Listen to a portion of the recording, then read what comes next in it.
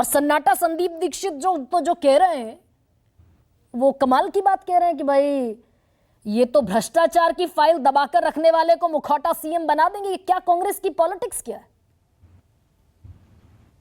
कोई एक व्यक्ति कांग्रेस का क्या कह रहा है, मुझे नहीं लगता कि ये कांग्रेस की राय है। लेकिन ये बात सही है कि कांग्रेस और आम आदमी पार्टी के बीच संबंधों को एक नए सिरे से परिभाषित करने की जरूरत है।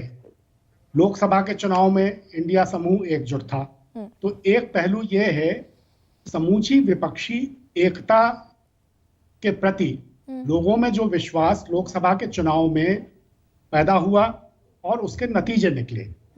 अब अगर विधानसभा में आम आदमी पार्टी और कांग्रेस पार्टी अलग अलग राज्यों में चुनाव अलग अलग लड़ती है, तो इसके क्या परिणाम होंगे, इसका देश के जनमानस पर, मतदाता के मानस पर क्या असर होगा, ये एक सोचने की बात है।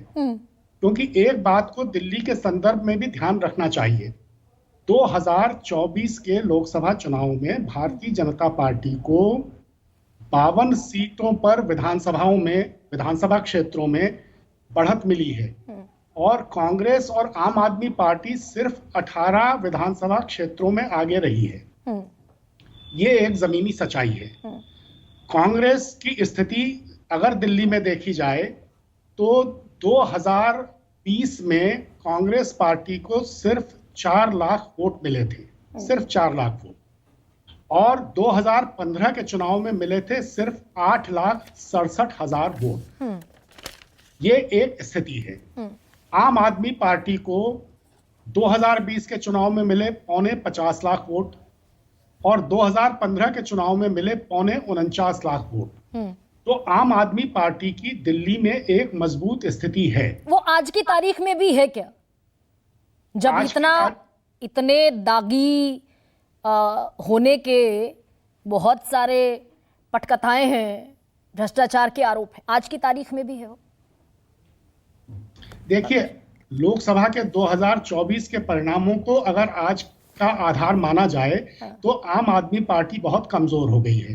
आम आदमी पार्टी को लोकसभा के चुनाव में दिल्ली में सिर्फ 24% वोट मिले हैं, सिर्फ 24%। और ये 2022 के एमसीडी इलेक्शन से 24 तक हुआ ये सब, ये जो डिक्लाइन हुआ 20% वोट। हाँ।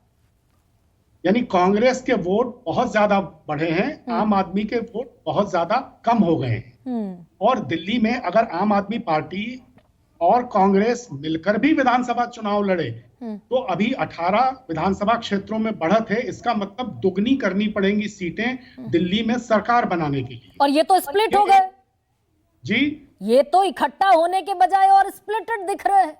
वही मैं कह रहा हूं। तो क्या आपस में अलग होना विपक्षी एकता के लिहाज से एक बेहतर रणनीति है या नहीं है, इस पर आम आदमी पार्टी को भी बहुत गंभीरता से सोचना होगा और कांग्रेस को भी बहुत गंभीरता से सोचना होगा। विनोद जी, आगे की बात यह है कि अभी इस वक्त कांग्रेस चूंकि 5.5% वोट की जगह 19.5% वोट मिल गए, 19% वोट मिल गए लोकसभा के चुनाव में, तो शायद कांग्रेस को लगता है कि दिल्ली में उसकी स्थिति बहुत बेहतर हो गई है और उसमें एक अलग किस्म का आत्मविश्वास आ गया है। और आम आदमी पार्टी के वोट घट करके आधे रह गए, आधे से भी कम रह गए। तो ये कॉन्फिडेंस है, ओवर कॉन्फिडेंस है, ये यूनिटी और स्प्लिट होना। विनोद जी, मैं सबसे पहले तो अरविंद केजरीवाल का ये मास्टर स्ट्रोक है, ये सेल्फ गोल है, छवि खराब हुई, ये तो आंकड़े पंकज शर्मा बता रहे हैं।